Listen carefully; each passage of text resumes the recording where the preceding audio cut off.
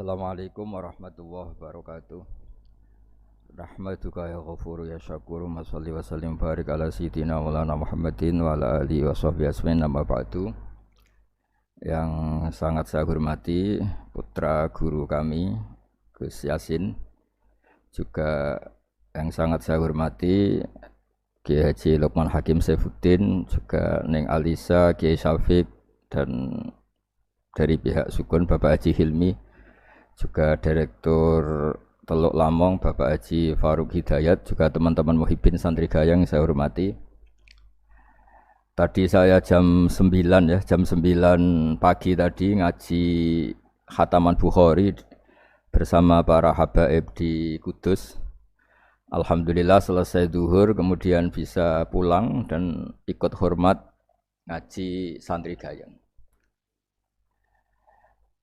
Ada dua kitab besar yang jadi pegangan fi ilmil hadis di hadis, yaitu Bukhari Muslim. Saya alhamdulillah tadi pagi ngaji Bukhari, sekarang saya mau ngaji Sahih Muslim tentang Mi'raj.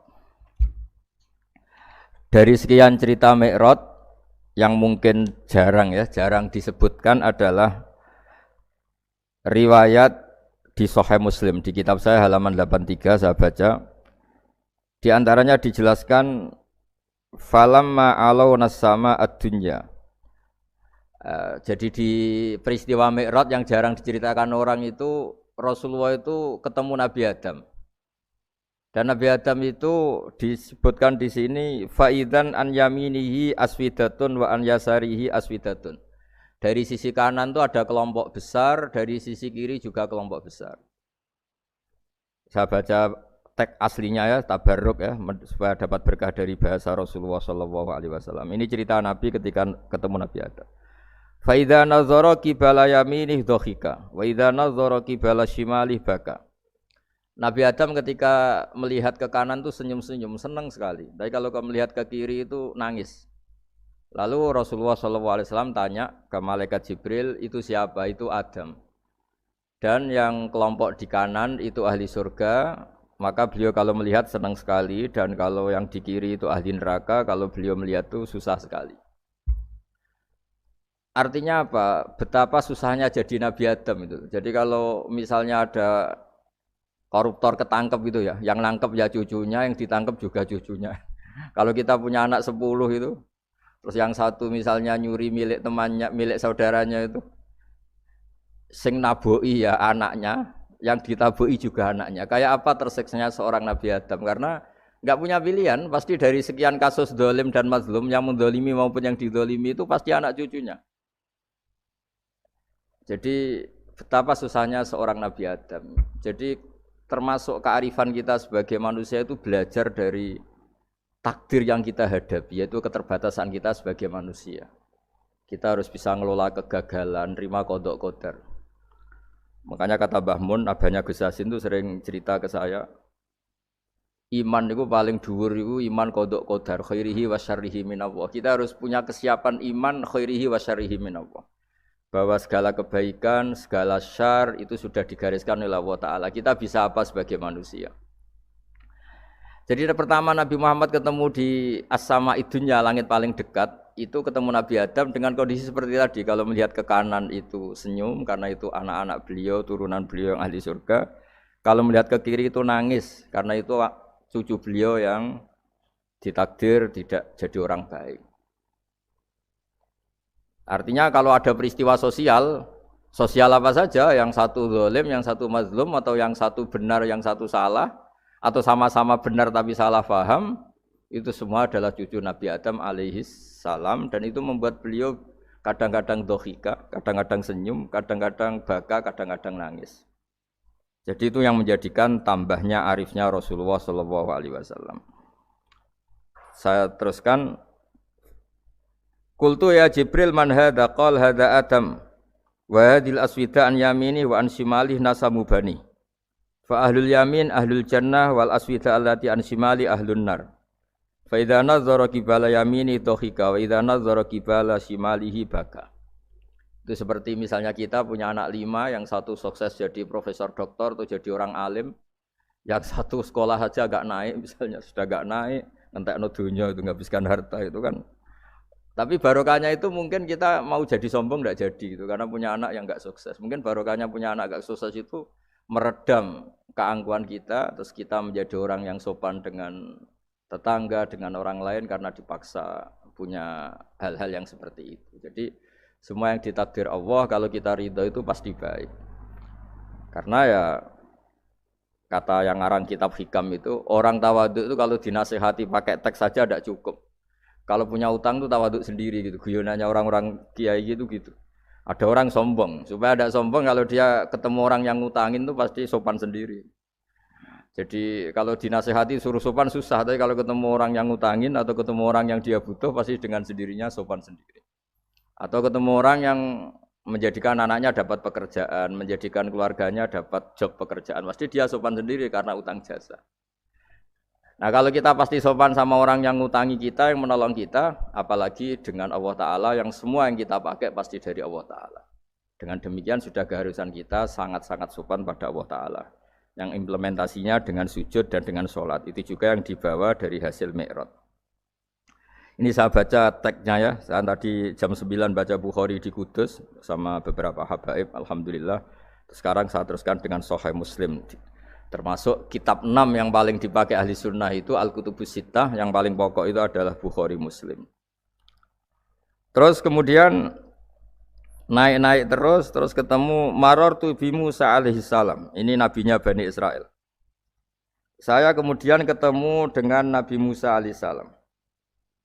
Nabi Musa itu nabinya Bani Israel. Jadi orang Bani Israel itu bawaannya itu protes. Protes itu komplain. Ketika makomnya beliau dilewati Rasulullah SAW, kelas beliau sebagai nabi, beliau nangis. Ketika nangis ditanya, "Ma yubkika, kenapa engkau nangis ya Musa?" Terus ini saya baca supaya seperti teksnya. Kata Nabi Musa, "Rabbi hadza ghulamun ba'astahu ba'di, yadkhulu min ummatihi al-jannata aktsaru mimma yadkhulu min ummati." Ini lelaki atau nabi junior, nabi yang datangnya setelah saya, mestinya senior saya. Tapi nabi ini sukses, umatnya lebih banyak masuk surga ketimbang saya. Ini yang bikin saya nangis. Jadi pikirannya Nabi Musa kalau beliau senior, beliau lebih dulu ya umatnya lebih banyak masuk surga. Ternyata enggak, masih banyak umatnya Rasulullah SAW. Dan ini gaya beliau yang suka protes itu berkah karena protesnya orang soleh. Saya ulang lagi, apa-apa kalau dilakukan orang soleh itu pasti barokah. Ketika Rasulullah dapat perintah 50 sholat, itu Nabi Ibrahim pertama yang dilewati karena di langit paling atas dibanding nabi-nabi yang lain. Itu Nabi Ibrahim diam karena beliau tidak punya tradisi protes. Semua nabi diam karena Allah memerintahkan pasti sudah bagus lah, sudah diukur kekuatan hambanya. Tapi ketika Nabi Musa, beliau orang pertama komplain. Dapat apa kamu ya Muhammad? Dapat 100 sholat, dapat 50 sholat. Apa komentar Nabi Musa? Umat saya lebih gagah-gagah, lebih keren-keren. Pernah saya uji itu tidak ada yang mampu, apalagi umat kamu. Maka kamu mintalah keringanan. Fas'alhu takhfif, kamu harus minta keringanan. Masyhur itu riwayat itu. Kemudian Nabi minta keringanan sama Allah dipotong hanya 5. 5 masih 45, dipotong lagi 5 masih 40 sampai 9 kali pemotongan. Akhirnya jadi 5 sholat. Itu satu menjadi pelajaran bahwa hubungan dengan Allah Ta'ala itu tidak perlu malu. Karena Allah itu suka kalau dimintain. Mestinya kan dipotong 5, minta lagi sungkan. Dipotong lagi 5, minta lagi sungkan. Tapi ternyata berkali-kali. Bahkan ketika sudah 5 itu Nabi Musa masih bilang, ya Muhammad minta lagi keringanan. Jadi kalau itu dikabulkan itu jadi tidak ada sholat. Itu kalau 5 masih minta. Nah, sampai Rasulullah itu tanya ke Jibril, ya Jibril bagaimana dengan gaya komplainnya Nabi Musa? Hiddah itu sering komplain. Jawabnya malaikat Jibril, ya roh hiddah, Allah tahu betul tentang komplainnya Musa dan Allah senang. Ya karena bawaan beliau begitu. Ini penting saya utarakan bahwa dalam Islam itu orang yang lemah lembut, yang samahah, Allahun halim kayak Nabi Ibrahim itu juga Allah suka. Yang suka komplain tapi demi hak bukan demi konflik. Saya ulang lagi, demi hak bukan demi konflik juga Allah suka. Itu kita menjadi dapat sholat yang hanya 5 itu barokahnya komplainnya Nabi Musa karena kita yang lemah ini diukur dengan umat beliau yang kuat, ternyata umat beliau tidak kuat. Barokahnya tidak kuat itu dipakai tolak ukur apalagi umatmu ya Muhammad. Kemudian itu yang menjadikan Nabi sebagai orang yang sangat tawaduk karena yang merintahkan itu senior. Meskipun kita tahu Nabi Muhammad itu Sayyidul Awwalin wal Akhirin, tapi secara lahir, secara jusmani beliau lahir paling belakang. Dan secara lahir juga beliau Nabi paling terakhir. Jadi secara hukum adab beliau harus sopan. Tentu sopan itu jadi panutan kita. Meskipun kita tahu hakikat beliau adalah Sayyidul Awwalin wal Akhirin. Secara hakikat. Nanti kita bicara lebih jauh tentang jusmani dan ruhani. Nah akhirnya keturutan sampai 5 sholat yang kita lakukan sekarang itu barokahnya komplainnya Nabi Musa. Banyak di cerita-cerita kitab hadis. Ketika Nabi Musa ngaji sama Nabi Khidir, itu komplainnya Nabi Musa menjadi fikih yang luar biasa, kata kitab Ibnu Hajar al-Asqalani, Fathul Bari. Ketika beliau ngaji sama Nabi Khidir, kemudian Nabi Khidir itu dipinjemin perahu sama masyarakat. Sudah dipinjemin karena beliau majanan ya, dikasih gratis. Tapi di tengah-tengah perjalanan perahunya itu dilubangi. Nabi Musa komplain, akhirat tahal itu khriqo ahla, masa kamu lubangin padahal kamu naik, nanti gimana, kamu sudah pinjem, enggak bayar, masih ngerusak lagi, itu apa-apaan. Nabi Khidir cari teks saja, ilmu kamu belum cukup untuk menganalisis ini. Begitu juga ada 3 peristiwa yang Nabi Musa itu selalu komplain. Apa yang dikatakan Ibnu Hajar al-Asqalani itu kitab yang sangat bagus sekali. Justru dengan protes itu Nabi Musa punya kelas di atas Nabi Khidir karena orang enggak boleh sukut alal mungkar karena secara fikih orang itu enggak boleh mendiamkan sesuatu yang buruk. Kita tahu dalam aturan fikih di antara kewajiban kita adalah ingkarul mungkar, mengingkari sesuatu yang memang harus diingkari. Ya meskipun tentu tidak dengan sikap destruktif yang merusak dan apa, tapi yang enggak baik tentu kita ingkari.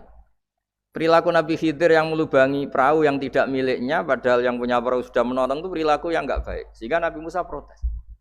Justru protesnya Nabi Musa ini menjadikan beliau selalu di kelas fikih terbaik, yaitu ingkarul mungkar, mengingkari barang yang harus diingkari. Tapi tentu Nabi Khidir juga enggak salah karena beliau punya perhitungan di depan nanti itu ada begal-begal, ada kekuatan yang enggak baik yang selalu akan membegal perahu-perahu yang kondisinya sempurna. Nabi Khidir punya perhitungan kalau ibarat mobil ini spionnya kok enggak dipecah, enggak diambil, itu termasuk mobil bagus pasti digarong. Tapi gara-gara spionnya dipecah dulu sama Nabi Khidir, terus depannya dilumuri apa supaya enggak menarik, ini selamat. Jadi perhitungannya Nabi Khidir wa kana wara'uhum maliku ya'khudhu kullasafinatin ghusba. Di beberapa tafsir diartikan safinah ay sholihah karena di depannya nanti akan ketemu orang-orang yang dolim yang selalu ngambil perahu-perahu yang bagus. Caranya gimana supaya perahu itu enggak diambil? Ya karena mereka hanya ngambil yang bagus ya dirusak dulu supaya enggak bagus. Kalau ya enggak bagus nanti lolos dari garong tadi, dari pengambilan secara dolim tadi. Jadi Nabi Khidir enggak salah karena ada visi seperti itu. Nabi Musa protes juga agak salah karena memang tugasnya fikih itu ingkarul mungkar, mengingkari barang yang memang enggak benar. Nah, di sini seperti yang dikatakan Gus Yassin kita harus bisa ngelola perbedaan, ngelola beda sudut pandang dan sebagainya. Sehingga kita selalu dapat nikmat Allah Taala wa allafa baina qulubihim, nikmat yang kita asik, kita hidup asik, nyaman. Doa-doa bapak-bapak saya, guru-guru kita sering ijazahi setiap ketemu teman atau keluarga disuruh berdoa, Allahumma alif baina qulubina wa aslih dzata bainina. Semoga hubungan kita dengan orang lain itu baik-baik saja dan semua konflik kita dibenahi oleh Allah Subhanahu wa taala. Karena kita tidak pernah tahu ya. Kita miskin kadang dianggap problem karena takut membebani tetangga. Tapi kita kaya juga kadang dianggap problem karena orang lain takut kalah dengan kita. Kita tidak pernah tahu cara pandang orang lain. Jadi kadang-kadang kita menang gitu, sama yang senang dikira kita pemikir serius gitu. Tapi sama yang enggak senang dikira kita merengut. Kita guyon, kata yang senang itu luar biasa. Kita dianggap orang yang ceria. Bagi yang enggak senang dianggap arogan. Jadi kita tidak pernah bisa ngelola pikiran orang lain. Nah, barokahnya rahmat Allah yang tidak terbatas kita seperti ini. Dan itu digambarkan oleh Allah Ta'ala ketika ketemu antar Nabi itu. Cara pandang ya beda-beda. Nabi Ibrahim itu kalau melihat orang yang enggak benar, itu ya ngendikane faman tabi'ani fa innahu minni wa man asani fa innaka ghafurur rahim. Ya Allah, yang ikut saya ya karuan kelompok saya, yang tidak ikut saya semoga engkau banyak mengampuni mereka. Nabi Nuh beda sekali cara pandang. Nabi Isa ubudiyah murni. Ketika melihat orang yang enggak benar, beliau tidak ngambil sikap. Beliau ngendikan intu adzibhum fa innahum ibadu. Kalau engkau siksa nggih monggo Gusti, wong itu hamba-hamba jenengan, itu terserah jenengan. Wa in taghfir lahum, kalau engkau ampuni nggih monggo, jenengan yang punya pertimbangan lebih bijak. Dan itu yang dalam banyak hadis ketika Rasulullah SAW melihat umatnya di akhir zaman yang macam-macam, Nabi ngambil sikap kayak sikapnya Nabi Isa. Sebagian riwayat Nabi mengatakan fa'aqulu kama qalal abdus soleh. Saya akan ngambil sikap kayak sikapnya al abdus soleh. Di hadis itu diredaksikan yaitu dengan redaksi intu adzibhum fa innahum ibaduk wa in taghfir lahum fa innaka antal azizul hakim. Ya saya teruskan. Kemudian akhirnya Rasulullah SAW sampai ke Sidratil Muntaha. Wa ra'aitu Ibrahim alaihi salam wa ana asbahu waladih bih. Ketika ketemu Nabi Ibrahim, hubungan Rasulullah itu sangat emosional. Beliau yang pertama diceritakan, saya ketika ketemu Nabi Ibrahim itu senang sekali karena ternyata saya ini cucu beliau, turunan beliau yang paling mirip beliau. Jadi ini unik, dari sekian peristiwa besar, peristiwa langit, kemudian Nabi ada hubungan emosional yang luar biasa ketika ketemu Nabi Ibrahim. Pertama yang dikatakan Nabi, wa ana asbahu waladihi. Saya adalah cucu yang paling mirip beliau. Dan ini kita tahu akhirnya di semua syariat kita istilah resminya itu anit tabi millata Ibrahim hanifah. Di istilah resmi agama kita millata abikum Ibrahim, agama leluhur kamu Ibrahim. Kita ketika baca sholawat Allahumma sholli ala sayyidina Muhammad, terusannya juga kama shollaita ala sayyidina Ibrahim wa ala ali Ibrahim. Dan seterusnya dan seterusnya. Kemudian yang terakhir saya cerita secara akidah Ahlussunnah wal Jamaah yang dianut oleh Imam Asy'ari dan Maturidi. Meskipun secara lahir itu Nabi mengalami pertemuan dengan Allah di Sidratil Muntaha, tapi tetap saja kita cara pandang bahwa Allah Ta'ala itu mukhalafatul hawadis. Allah tidak bisa kamu andekan di satu tempat terus mengalami hal-hal yang kita alami sebagai makhluk. Sebab itu sirinya kenapa di surat Isra dimulai dari subhanalladzi. Allah tetap maha suci. Maha suci itu artinya terbebas dari yang kita alami. Allah selalu mukhalafatul hawadis. Allah la yahtaju ila makarin. Allah tidak butuh tempat. Allah tidak butuh waktu. Allah tidak butuh semua. Karena Allah itu qayyum. Allah itu qiyamuhu bi nafsihi, berdiri sendiri. Allah tidak butuh aras. Allah tidak butuh kursi. Tapi eksistensi kursi yang butuh Allah. Allah tidak butuh aras, tidak butuh kursi, tidak butuh langit. Semuanya itu berdiri karena Allah. Bukan sebaliknya Allah berdiri di atas semuanya. Sehingga kita mulai kecil diajari Allah itu siapa? Al-Qayyum. Kalau bahasa kita qiyamuhu bi nafsihi, selalu berdiri sendiri. Dan Allah itu Al-Ghaniyul Mutlaq, enggak butuh yang lain. Di sini pentingnya selalu Nabi ngendikan subhanallah subhanallah, wiridanya tetap Allah itu maha suci, Allah maha besar, Allah maha agung, dan keagungannya diantara ditandai dia punya sifat yang tidak sifat kita. Dia punya keabadian yang tidak bisa kita miliki. Dia punya semuanya yang tidak kita miliki. Itu sebab itu dimulai subhanalladzi asra bi abdi lailam minal masjidil haram. Jadi kata subhana ini maha suci itu maha suci dari tempat, dari waktu, dari apa saja. Meskipun Allah punya adat, punya sunnah memperlakukan hambanya itu dengan logika atau bayangan yang dibayangkan seorang hambanya. Sehingga seakan-akan kita ini ya ketemu, seakan-akan kita bisa ini melihat. Sehingga di surga disebut kita ini melihat Allah. Tapi semua ahli sunnah mengatakan, tapi kamu melihat Allah itu tetap saja bila kaifin walan khisorin, tidak bisa terus menciri. Ciri itu bisa membatasi sifatnya Allah itu begini-begini, tidak bisa. Tetap Allah itu la tudrikul absar wa huwa yudrikul absar. Tapi kita bisa disebut melihat dengan kemakhlukan kita yang profan. Di surga disebut melihat, tapi bukan melihat yang kayak kita melihat antar makhluk yang terus bisa apa itu cerita detail, cerita spesifik, cerita apa tidak bisa. Tetap la tudrikul absar. Ini hebatnya ulama-ulama kita, selalu cerita Mi'raj, cerita nazar ila wa fil jannah, melihat Allah di surga, tapi bersamaan dengan itu selalu cerita Allah itu mukhalafatul hawadis, Allah itu laisa kamislihi syai'un. Jadi terima kasih Gajang utamanya pada Gus Yasin dan yang membantu semuanya. Barokahnya kita ketemu bisa ngaji, supaya barokah saya baca teks aslinya di hadisil Isra, karena tadi saya jam 9 sudah baca Bukhari, ini supaya dapat berkah saya ini baca Sahih Muslim. Sekian dan semoga barokah. Assalamualaikum warahmatullahi wabarakatuh.